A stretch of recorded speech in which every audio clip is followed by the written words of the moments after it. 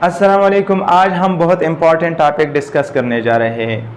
यहाँ पर हमें बताया जा रहा है स्केच द ग्राफ ऑफ। हम इन इक्वेशंस की ग्राफ स्केच करेंगे, लेकिन ये तमाम इक्वेशन कॉनिक सेक्शन को बिलोंग करती है।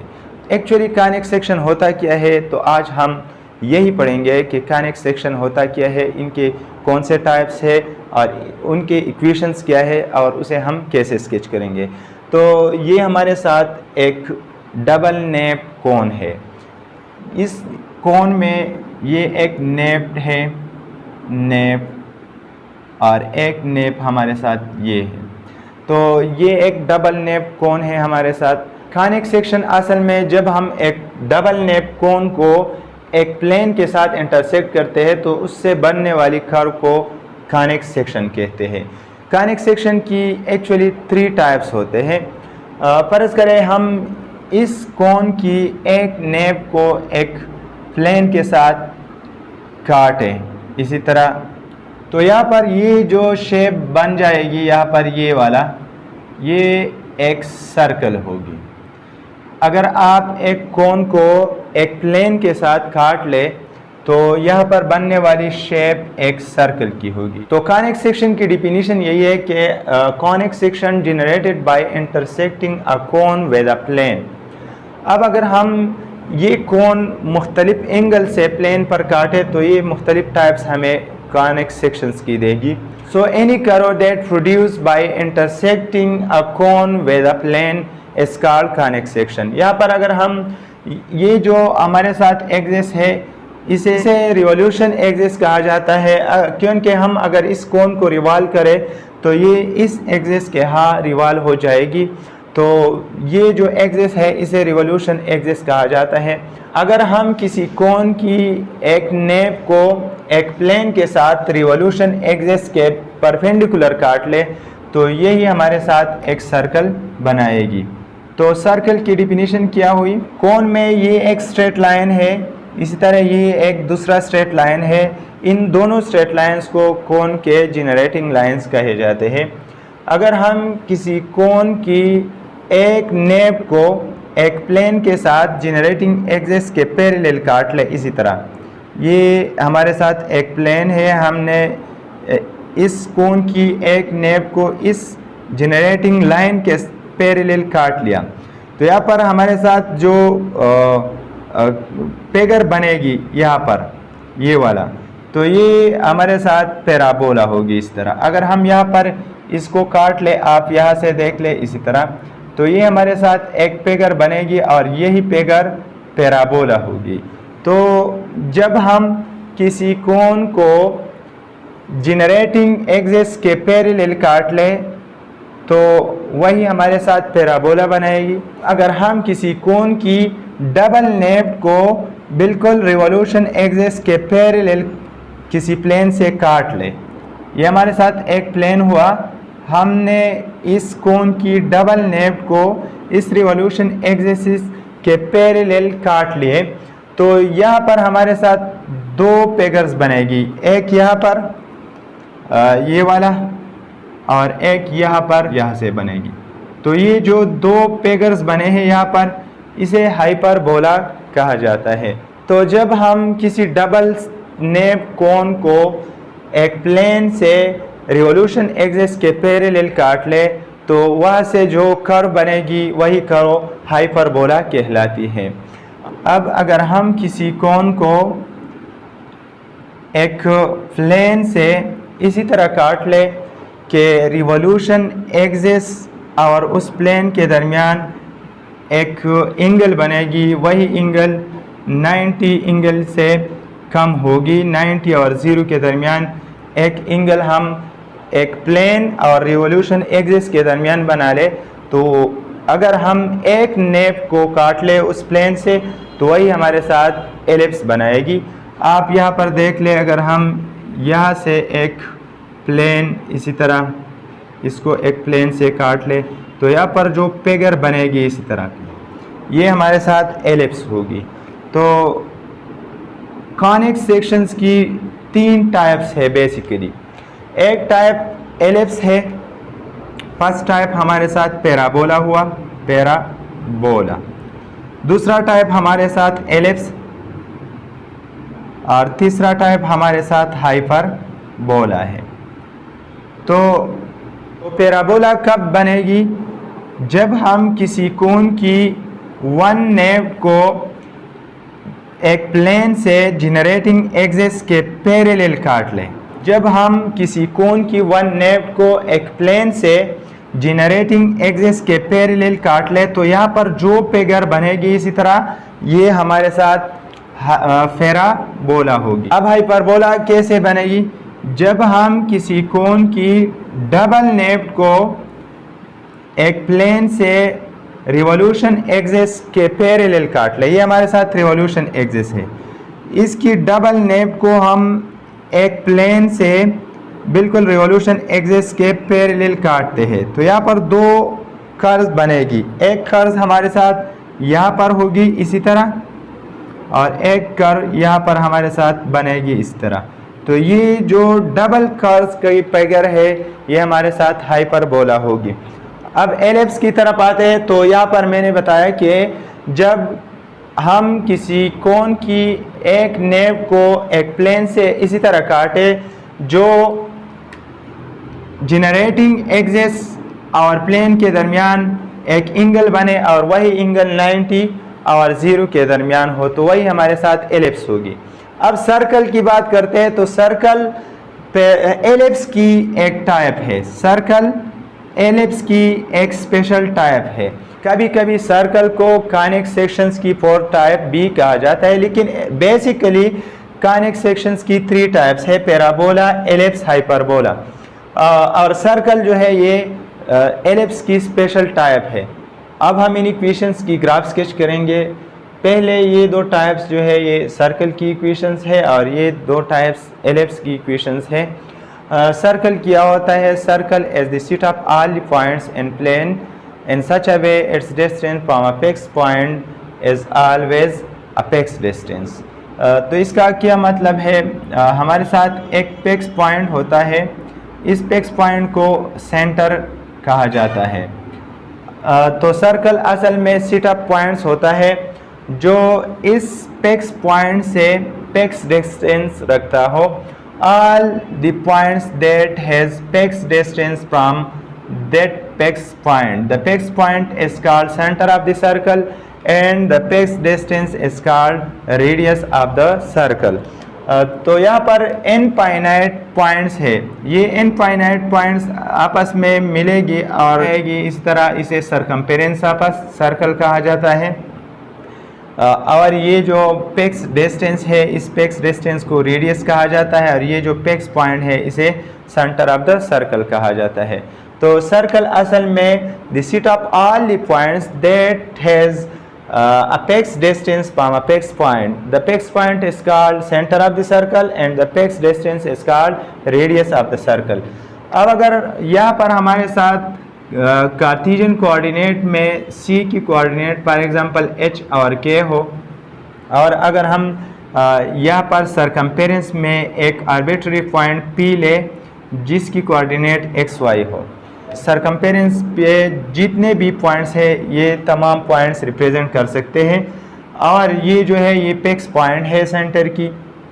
अब हम देखते हैं डिस्टेंस फार्मूले की मदद से, अगर हम C से P तक ये डिस्टेंस फार्मूले की मदद से मालूम करना चाहे, इसी तरह C से सरकमफेरेंस पर जो भी पॉइंट हो वहाँ तक ये डिस्टेंस, ये तमाम डिस्टेंस R के बराबर होगी। ये सर्कल की डिफिनीशन की वजह से हम बोलते हैं।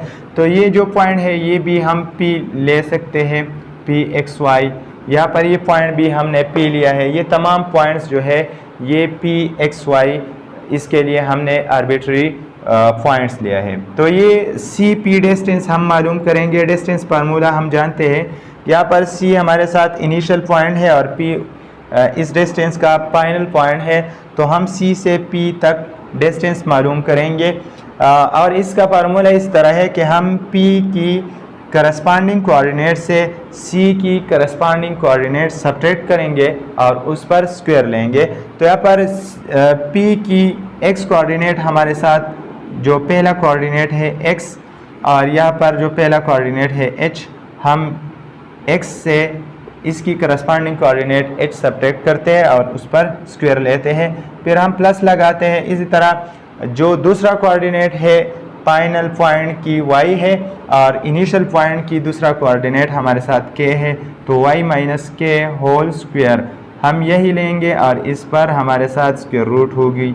ये हमारे साथ डिस्टेंस फार्मूला है। आपके साथ जो भी पॉइंट हो आप डिस्टेंस फार्मूला की मदद से इसी तरह मालूम करेंगे कि फाइनल पॉइंट की करस्पॉन्डिंग कोऑर्डिनेट से इनिशियल पॉइंट की करस्पॉन्डिंग कोऑर्डिनेट सब्ट्रैक्ट करेंगे, उस पर स्क्वायर लेंगे, दोनों ऐड करेंगे और उस पर स्क्वायर रूट आएगी। यही हमारे साथ डिस्टेंस फार्मूला है।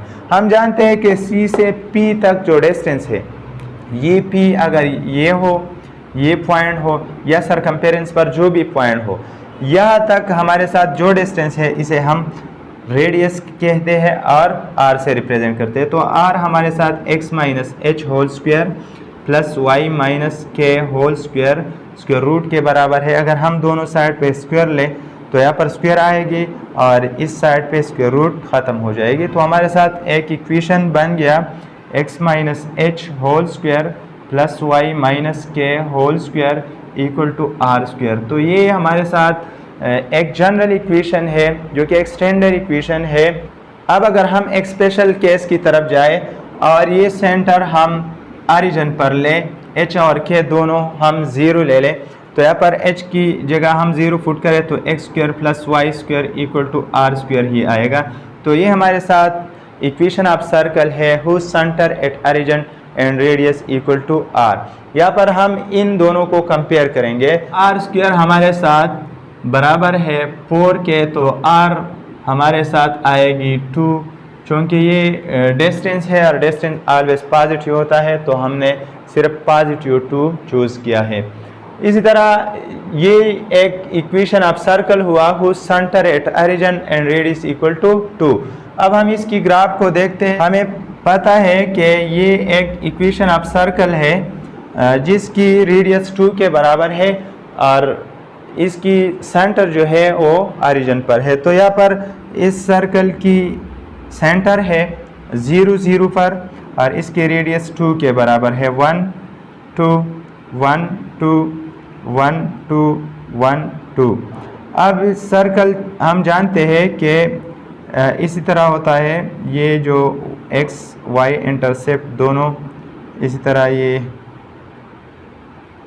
इसकी x और y इंटरसेप्ट है। तो ये हमारे साथ एक सर्कल हुआ। फर्स्ट टाइप की जो सर्कल है वो हमने स्केच किया। ये हमारे साथ -2 है, ये +2 है, ये -2 है। तो ये एक इक्वेशन ऑफ सर्कल है whose centre at origin and radius equal to 2। तो इस सेंटर से इस साइड पे भी 2 डिस्टेंस है, इस साइड पे भी 2 डिस्टेंस है, इस साइड पे भी 2 यूनिट डिस्टेंस है, इस साइड पे भी 2 यूनिट डिस्टेंस होगी, इस साइड पे भी 2 यूनिट डिस्टेंस होगी जो कि रेडियस के बराबर है। पार्ट बी की तरफ आते हैं। तो पार्ट बी में हम देखते हैं कि हमारे साथ अगर हम इन दोनों इक्वेशंस को कंपेयर कर लें तो r स्क्वायर 16 के बराबर है और r हमारे साथ ±4 के बराबर आएगी, लेकिन हम इससे पॉजिटिव 4 लेंगे क्योंकि डिस्टेंस ऑलवेज पॉजिटिव होता है। तो यहाँ पर हम जानते हैं कि इस सर्कल की जो सेंटर है वो भी ऑरिजिन पर है, तो हम इसकी सेंटर C ऑरिजिन पर लेंगे और इससे 4 यूनिट डिस्टेंस हम ईच साइड पर लेंगे। तो यहाँ पर 1 2 3 4 1 2 3 4 1 2 3 4 1 2 3 4 4 -4 4 4 -4। अब हम ये पॉइंट्स जो है ये एक दूसरे के साथ मिलाएंगे। इसी तरह हम जानते हैं कि ये इक्वेशन ऑफ सर्कल है, तो हम सर्कल की तरह ये एक दूसरे के साथ मिला लेंगे और इससे जो फिगर बने ये हमारे साथ सर्कल हुआ। तो ये दोनों इक्वेशंस जो है ये सर्कल की इक्वेशन है whose centre at origin and its radius equal to 4। आपको एलिप्स की जनरल इक्वेशन याद रखनी होगी। एलिप्स की जो जनरल इक्वेशन है वो हमारे साथ x minus h whole square divided by a square plus y minus k whole square divided by b square equal to 1 के बराबर है।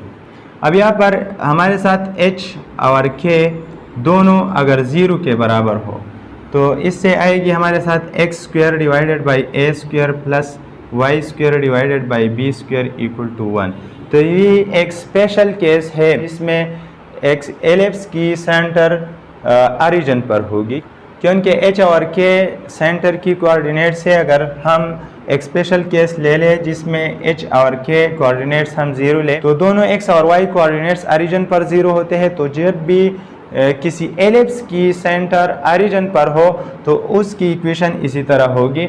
और आपको याद रखना होगा कि यहाँ पर ये ए जो है ये एक्स इंटरसेप्ट है और बी वाई इंटरसेप्ट है। तो अगर हम पार्ट सी की ये इक्वेशन इसके साथ कंपेयर कर लें, एक्स स्क्वायर डिवाइडेड बाई 25 की बजाय हम 5 स्क्वायर लिख के plus y square divided by 3 square equal to 1, अगर हम दोनों कंपेयर कर लें तो हमने देखा कि ए हमारे साथ 5 के बराबर आएगी और बी हमारे साथ 3 के बराबर आएगी। पर आपको ये भी मालूम हो चुकी होगी कि इस एलिप्स की जो मेजर एक्सिस है वो एक्स एक्सिस है, क्योंकि ए बी से ग्रेटर है और एक्स इंटरसेप्ट पर हम 5 यूनिट्स तक जाएंगे और y इंटरसेप्ट पर हम 3 यूनिट्स तक जाएंगे। तो x एक्सिस पर एलिप्स की मेजर एक्सिस आएगी और y एक्सिस पर एलिप्स की माइनर एक्सिस आएगी। तो इसकी ग्राफ कुछ इस तरह आएगी 1 2 3 4 5 1 2 3 1 2 3 4 5 1 2 3। अब ये 3 यूनिट्स माइनर एक्सिस की एक्सट्रीमिटीज़ है और ये 5 यूनिट्स मेजर एक्सिस की एक्सट्रीमिटीज़ है। हम इन पॉइंट्स को बिल्कुल बीजवी शक्ल में मिलाएंगे इसी तरह।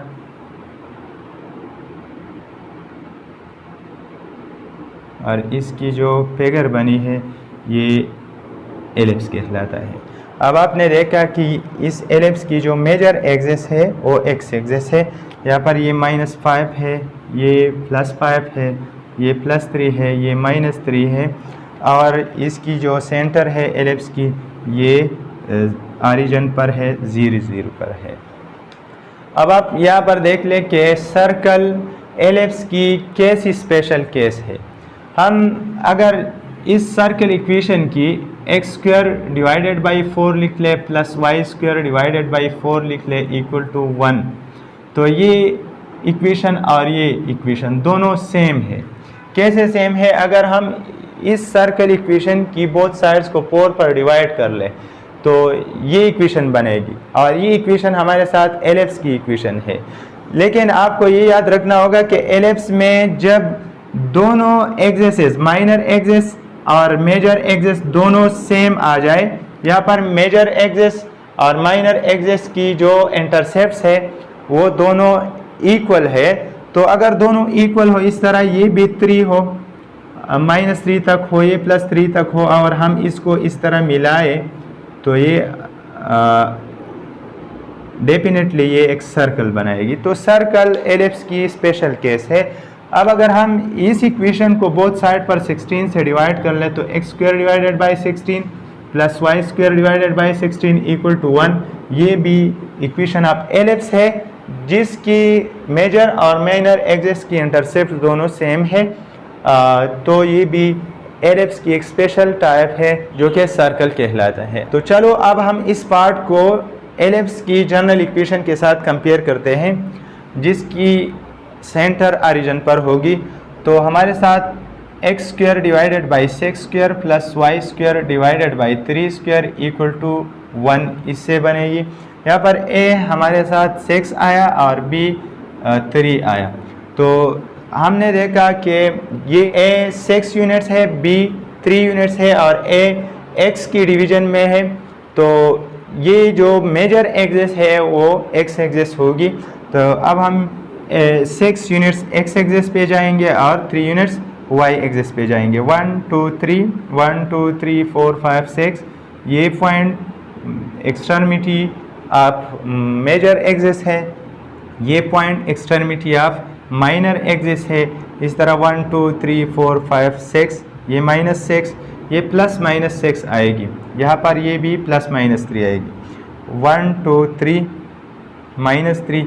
तो हम इन पॉइंट्स को अब मिलाएंगे इस तरह, ये जो ग्राफ देगी तो ये हमारे साथ एलिप्स की ग्राफ है। अब अगर ये b ग्रेटर होती a से तो इस ग्राफ की मेजर एक्सिस y एक्सिस पे आ जाती। अगर आप लोगों ने अभी तक हमारी चैनल सब्सक्राइब नहीं की हो तो हमारी चैनल सब्सक्राइब करें, दूसरे लोगों तक शेयर करें ताकि हमारी भी हौसला अफजाई